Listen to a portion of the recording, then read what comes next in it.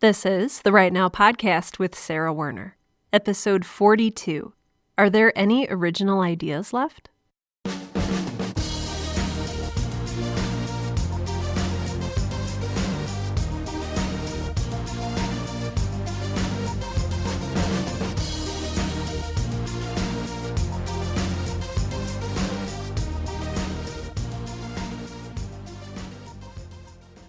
Welcome to Right Now, the podcast that helps aspiring writers to find the time, energy, and courage you need to pursue your passion and to write every day.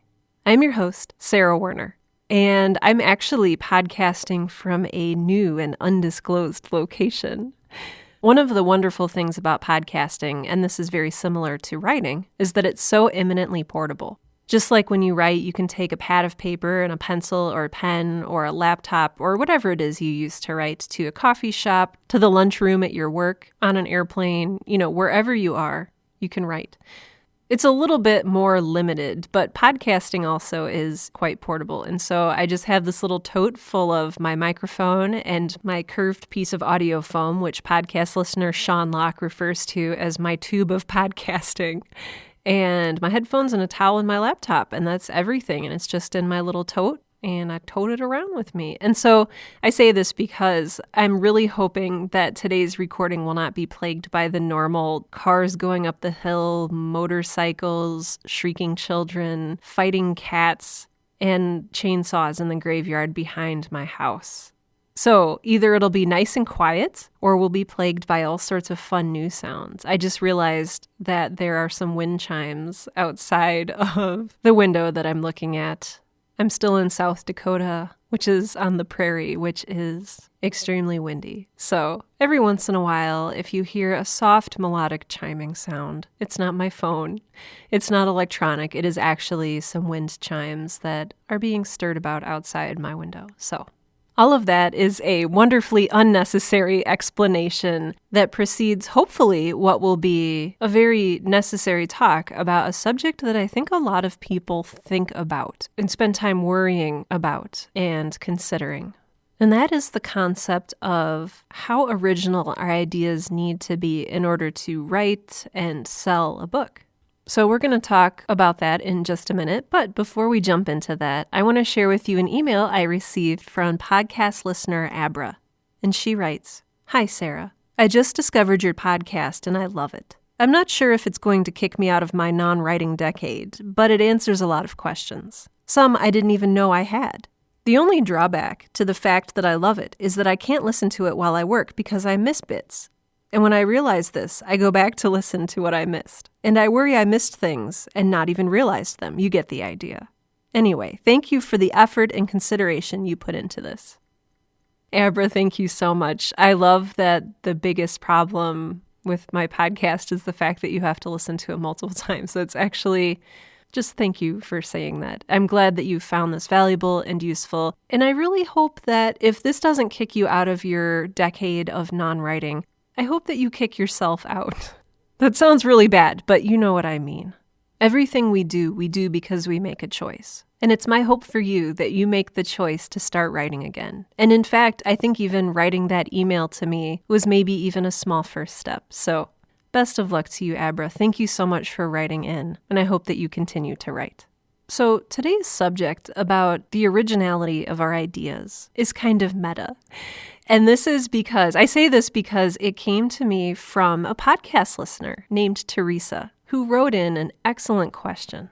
I love that we're to the point now where listeners are sending in ideas for topics that are even better than the ones that I had planned. So thank you so much. I reached out to Teresa and she was willing to let me read her question to you. And so I'm going to share that with you now. And I think that it'll speak to you because it's something that a lot of writers struggle with and don't necessarily maybe know that they're struggling with consciously, or maybe just haven't admitted that they're struggling with it to themselves. So here's Teresa's question. Teresa writes, "Hi, Sarah. First off, I just wanted to say how much I love your podcast. I started listening this past February, and it has made me excited about writing and has spurred me to begin the novel I always have wanted to write. One thing I found in this whole process is that what I once believed to be an original idea for my book, I start to see everywhere.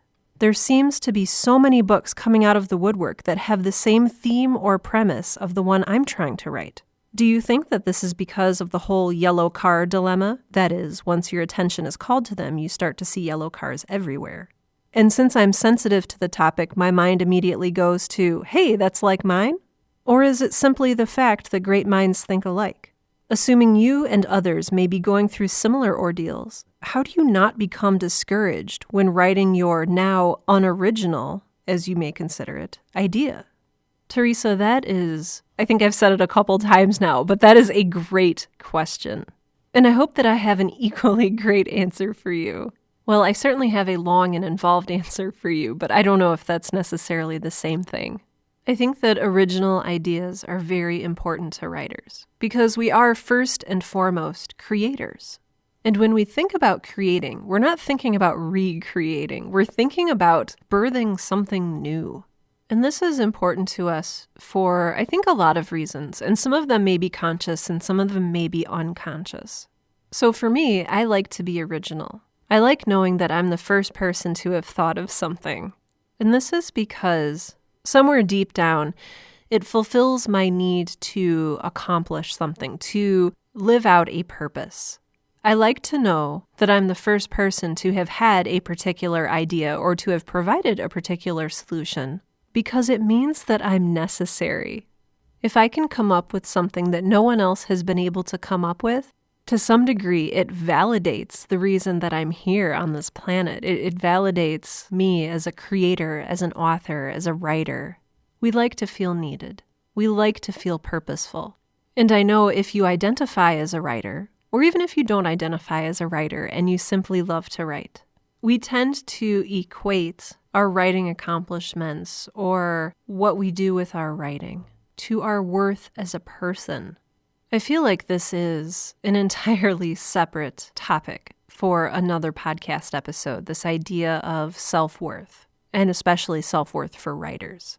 But I just want to let you know that having an original idea or not having an original idea for your writing does not validate you as a person and does not devalue or devalidate. Unvalidate? I don't even know what the word would be, but what I want to say is, I know that we feel a need to create wholly new and original ideas, but your self-worth and your worth as a writer and a storyteller and a creator does not rely simply on your ability to come up with new and original ideas. I want you to know that. But more than that, I want you to believe it. While your purpose on this earth may be to write and to be a writer, you are not any less of a person, or you are not any less of a writer, and you will not fail to have an impact on your readers and your audience if you don't have an original idea. You have worth, you have value. I know this podcast encourages you to write, but even if you're not writing, you still have worth and value as a person. Okay, I'm going to get off my high preachy horse there. So I think that's why we feel this pressure to have original ideas. Because we want to know that we've contributed something new, that we matter in this grand history and spectrum of literature. Now, I know the question that you're asking is, well, Sarah, is it possible? Are there new ideas? And I'm going to get to that in just a moment. See, I'm creating some tension here. First, I want to address a couple of the points that Teresa brought up about why sometimes you think you have this amazing original idea and you're like, holy crap, I just came up with the best thing ever. And then you start to see it everywhere. I actually have had this happen a number of times, and it's not even limited to writing. Like, I had this great idea for something and I was like, oh man, I totally invented this. And then had somebody inform me that it already had been invented and they sent me the link to it on Amazon. And I was like, but I totally had that idea. I invented it without knowing that it already existed. Don't I get some kind of credit here? And the answer is no, you don't. You don't get credit for it if it's already been invented. And maybe that also speaks to something that we want. In addition to our need to have purpose, maybe we just want to be recognized for something. Maybe we want to have our moment in the sun and for people to look at us and say, wow, that Sarah, that Teresa, that Dave, that so-and-so, they really had a great idea. I mean, who wouldn't want that said about them, right? We're all a little vain on the inside. It's okay. I know I blush and glow with pride when somebody says something nice about me. It's one of the great things about being a person in a community is that we uplift each other. There's nothing wrong with wanting to be uplifted or to be given credit for a cool idea that you came up with. So to answer Teresa's question about why this happens, I'm going to say a couple things.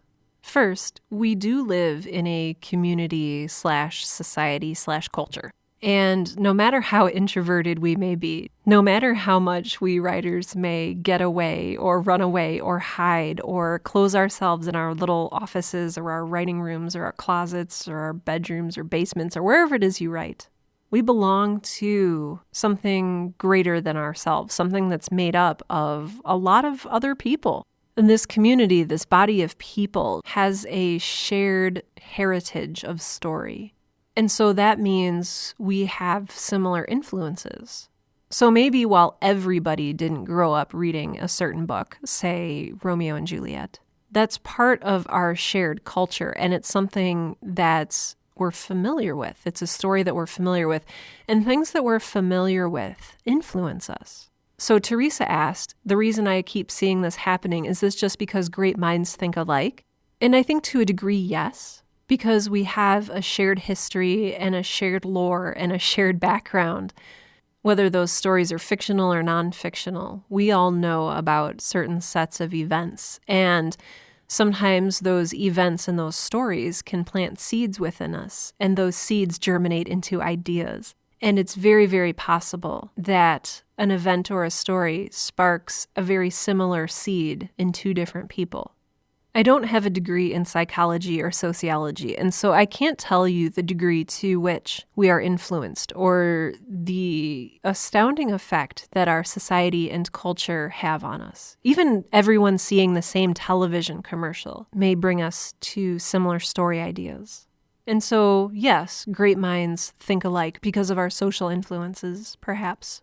And perhaps fortunately, perhaps unfortunately, what other people choose to write about, the ideas that other people have, we have pretty much zero control over these things. Unless we're kidnapping writers and keeping them in our basements misery style, we really can't keep other people who have ideas from acting on them or using them or writing about them. So I want to focus today on the things that we can affect. Once again, I am not advocating kidnapping other writers who have similar ideas and keeping them in your basement. Please do not do that. I want to be very clear so that I'm, not implicated later if you decide to do that. So, but please don't decide to do that. That's not cool. Teresa also asked about yellow car syndrome, which was actually something that I wasn't familiar with as a thing with a capital T, but now that I think about it, yes, that's something that happens all the time. My good friend Chris introduced me to the word wheelhouse, which I'd never heard of before. Apparently it's some kind of sports term. But he asked what kind of skill, like if a certain skill was in my wheelhouse. And I was like, that's a dumb sounding word. But then that very week, I heard the word wheelhouse be used 3 other times. It was amazing. I don't know why that happens. And it's the same thing that Teresa talks about with the yellow car. If you're like, oh man, I totally want to buy a yellow car because they're super unique and sporty and fun and nobody else has one, it's pretty much guaranteed that the next time you go out, you're going to start seeing yellow cars everywhere. And once again, just like the great minds think alike thing, this is not something that is within your control. Like, you can't go around stealing or blowing up other yellow cars that you see, because you want your yellow car to be the only one. Once again, that's not okay. So this is something I think that we have to make our peace with, is the fact that there are 9 billion people on this planet. Some of us are bound to buy the same car or invent the same invention or have the same idea. And we can't control those other however many billion people, 9 billion minus 1. What we do have control over and what we can affect is our own output, what we're creating, what we are writing. And that's really what I want to talk about today. Because while we can't stop what other people are doing and creating, sadly, we can stop ourselves. We can stop ourselves from creating something really great because we're afraid that it might be the same as something else that somebody has already created or that somebody else is working on. And when that happens, the only person that you're really hurting is yourself. So we can't stop others from having similar ideas, but we can stop ourselves from creating something really great and fulfilling. So don't let it get to you. I know that's kind of like bleh advice, like, oh, just don't let it bother you. But really, don't let it bother you. Let it roll off your back like water off of a duck. Or as I said in episode 30, let it go. Let it be one of those things that you let go of. And instead of focusing on what everyone else is creating, focus on what you need to create. Get it done, get it out there. I think I've said before that done is better than perfect. And I'll amend that slightly today to say done is better than completely original. But that still doesn't answer the question, are there any original ideas left? My answer to that is yes, absolutely. And I'll go into why in just a second. First, I want to address the folks who say, nope, there's no new ideas. There's nothing new out there. We've invented it all already. Or they'll say, well, yeah, you might think that's new, but if you rip it apart at a molecular level, you'll see that it's really just a remix of idea A and idea B, which were, invented a long, long time ago. And maybe there's even some merit to this. If you look at the movies that Hollywood is making, it's all dark, gritty reboots of superhero movies and reboots of movies from the 1980s and 1970s. And, if you let yourself get into that mindset, then I think that, yeah, it can really seem like there's no new ideas left. But I would challenge you, and I would challenge Hollywood, for crying out loud. Don't be lazy. Oh my gosh, I know it sounds like I'm being super mean right now, but you don't need to remake movies that already exist. They exist, just let them exist. Unless you can do it way better, and that is very rarely happens, in my opinion, but I'm a huge snob, so, I guess there you go. There's new ideas. You just gotta think of them. I've said it before, I am a possibility addict. I'm so addicted to the idea that there's so much possibility in this world that we have not latched onto because we're so busy staring at our phones or our belly buttons or our knees. There are ideas that haven't been born yet. I really, truly believe that. But again, you do get people who say, oh, there's nothing new under the sun. And I'd heard that phrase before. And I was like, oh, that's Shakespeare. And so I Googled it because I wanted to make sure I had the context for it. And what came up actually surprised me. It is actually a verse from the Bible.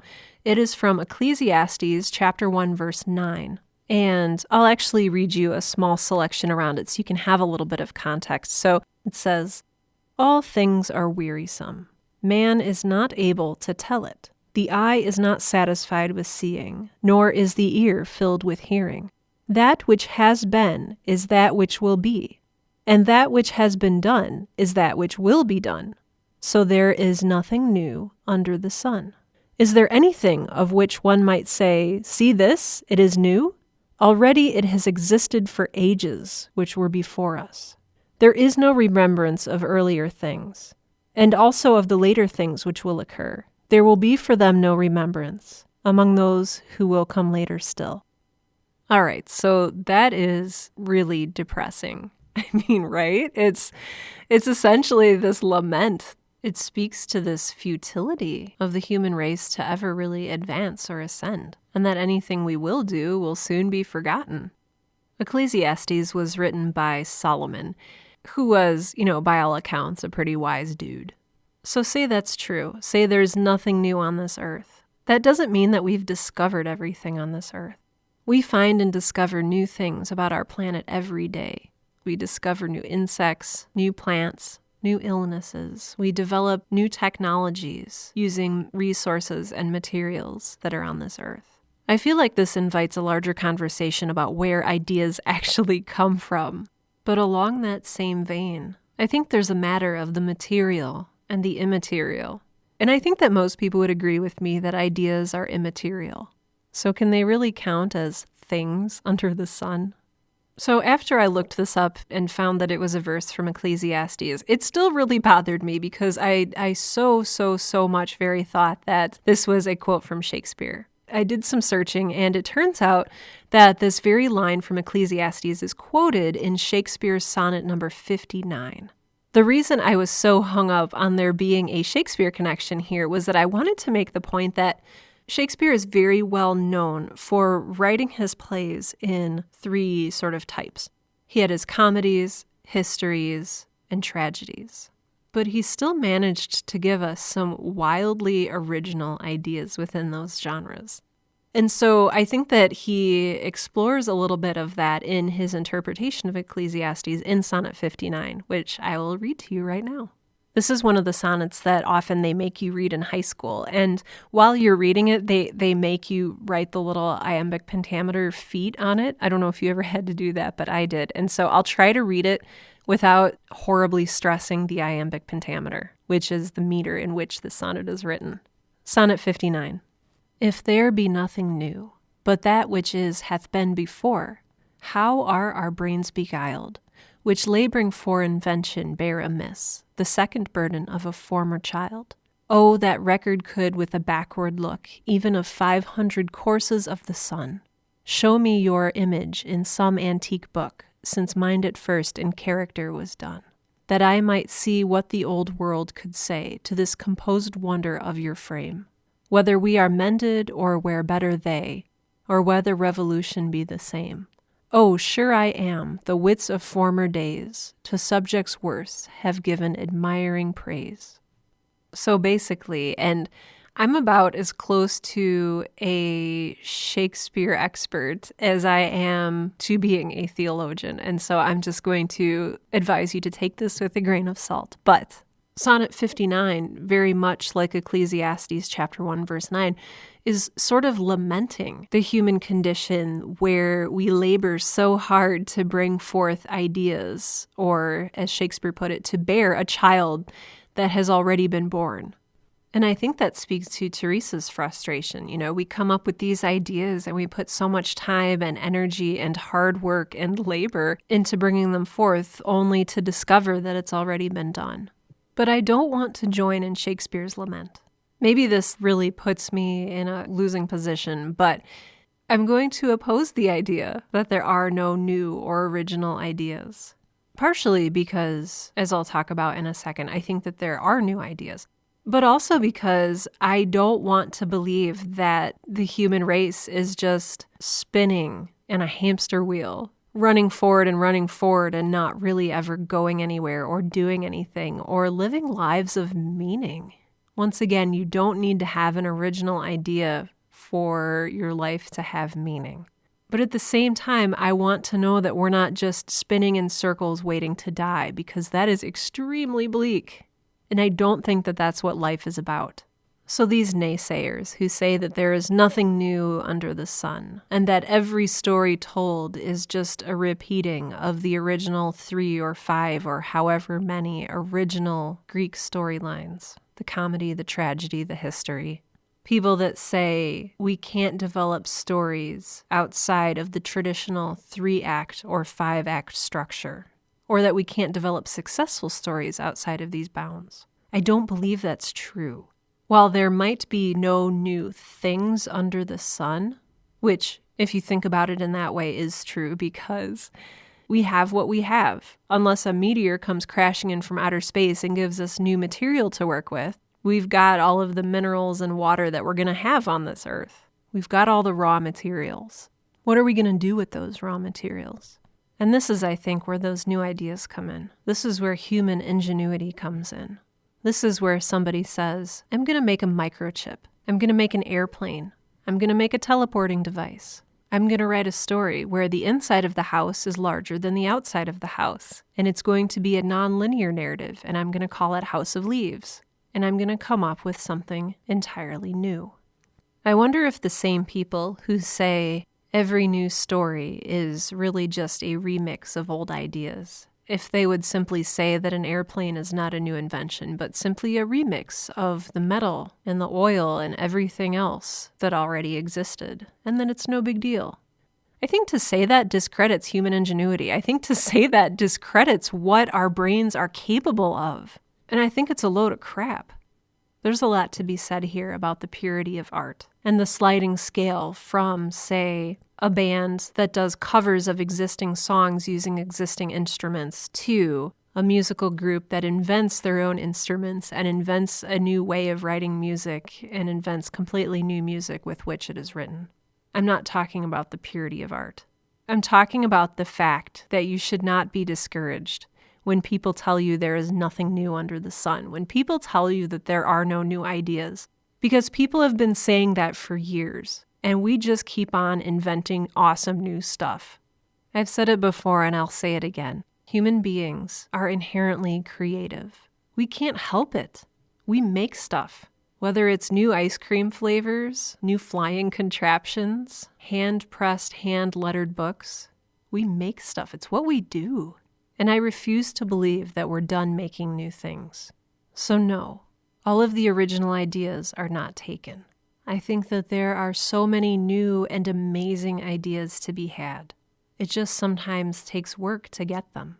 It's very easy for Hollywood, and I'm going to personify Hollywood. It's very easy for Hollywood to sit down and say, what's selling well? Reboots of intellectual properties from the 80s? All right, that'll make a ton of money. Ready, set, go. Just because that's happening doesn't mean that there aren't amazingly smart and inventive people out there with amazing ideas. Those people just have trouble getting funding. I mean, if you want to talk about sad truths, do you know how hard it is to have and nurture and spread a new idea? While human beings have amazing creative potential, we also tend to get comfortable with what we know or what we think we know, because learning is hard. And I'm saying this as somebody who probably could be learning a new language, in my free time, but I'm not, because sometimes we just get tired. And that's also okay. Relaxing is good and healthy and something that I need to tell myself a lot. But people can be resistant to change. And society as a whole, like not individual people, but cultures and societies as a whole tend to be resistant to change. And so spreading new ideas, especially if they are about societal change, can be very, very difficult. And it can be difficult for the people who have these ideas to spread and share them in an increasingly technological society where everybody has a megaphone and very little inclination to listen. So we've talked about great minds thinking alike. We've talked about the influences that help birth our ideas and the reasons why other people might have similar ideas. We've talked about the yellow car dilemma, which I love, and I'm going to keep using that phrase if that's okay with you, Teresa. We've talked about the phenomenon that once we're aware of something and once we're focused on it, we do tend to see it a lot more often out in the world. These are things that we cannot affect. We cannot stop other people from creating, but we can choose whether we stop what we're creating or whether we keep on going with what we're creating. Obviously, I'm in the camp of keep on going with what you're creating. We also talked about the fact that, yes, I think there are new ideas, but maybe that's even not what's important right now. Because a novel or a book or a story or a poem, that's more than just an idea. It's more than just a premise or a concept or a theme. A story has an idea. There is an idea involved with story, but there's also plot and storytelling and character and art and execution and skill and talent and the placement of word after word. So really, when we're talking about creating something new, an idea is actually a very small part of that creation. And again, I want to hammer home the thought that better done than perfect, better done than original, better done than abandoned, and a would-be writer sitting idly by, feeling resentful that they never got to write their story. Now, I said that being original, being creative, having ideas takes work. And this is true. But there's the other side of this where we can work too hard on just the idea and neglect those other elements of storytelling and plot and voice and character and art and execution and completion. There are all sorts of stories and novels that are very high concept. And sometimes those work and sometimes they don't. But what I want to caution you against here is focusing solely on the idea behind the work. Because often when that happens, a lot of the other elements that make a great story get neglected. And it can make for a less than enjoyable reading experience. I'm sure that you've seen this before. You can kind of tell that the author is like trying too hard to be clever or to be original or smart. And the whole thing just ends up being kind of contrived. So my advice to you while you're writing ends up being, even if someone else has a similar idea to what you have, that doesn't matter. At the end of the day, the idea, the premise, is such a small part of the story, of the experience as a whole. So even if someone else has a similar theme or premise to you, I want you to remember that you are unique. No one else has your voice, your method, your skill, your talent. No one else is going to tell that story in exactly the way that you are or that you can. No one can write your story except for you. No one can create that experience but you. The world needs your story, and you are the only person who can tell it. Finally, one last note about originality, and that is there is room in the world for more than one book about subject X or idea Y or theme Z. I know when I read a book about something that I'm really interested in or that I really care about, I want to read more just like it when I'm done. And often the author has not written more. This happened especially when I was finished reading Elizabeth Peters' Vicky Bliss mystery series. There's just 5 or 6 books. It's a very short series, but I wanted more, and there weren't any more. And so I started searching for like mystery adventures with romance, with a sort of saucy male thief counterpart. And it's a very limited number of books where that happens. And I can go back and reread those, but I think there's room for more than one of that type of book in the world. So please remember that as well. Teresa, thank you so much for writing in with an excellent question about original ideas. If you are listening right now and you have your own question that you'd like me to answer on the show, you can get in touch with me a couple of ways. You can send an email to hello@sarahwerner.com. That's HELLO@sarahwerner.com.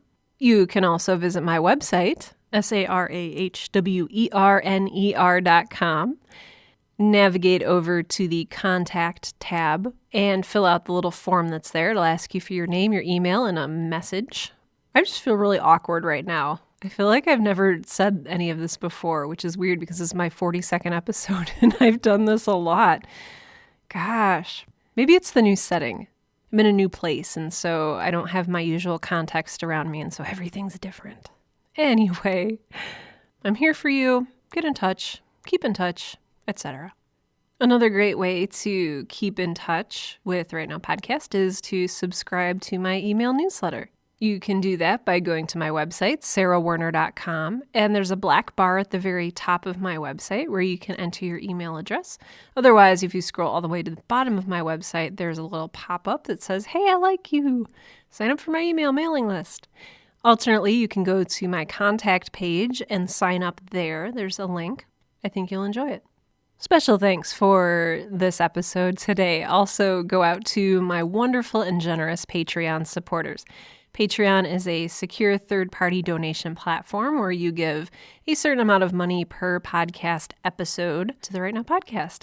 Donations can vary from 50 cents an episode to $1 an episode to $500 an episode, whatever you are moved to give. There is a link to Patreon in today's show notes. Otherwise, you can go out to patreon.com, patreon.com, and search for the Right Now Podcast. If you are short on cash, as a lot of writers tend to be, you can also help support this podcast just by sharing it with other people. And so if you have a friend, a coworker, a relative who is an aspiring writer and could use the encouragement and inspiration this podcast provides, please let them know about it. Have them listen to an episode, see if it's right for them. That would be awesome. Speaking of my Patreon supporters, I would like to give special thanks today to Official Cool Cat Sean Locke, Official Bookworms Matthew Paulson and Rebecca Werner, Official Rad Dude Andrew Coons, and several other patrons who wish to remain anonymous. You are all, as I say every single episode, amazing. And with that, this has been episode 42 of the Right Now podcast, the podcast that helps aspiring writers to find the time, energy, and courage you need to pursue your passion and to write every day. I'm Sarah Werner, and I believe that you have the potential to come up with some amazing ideas.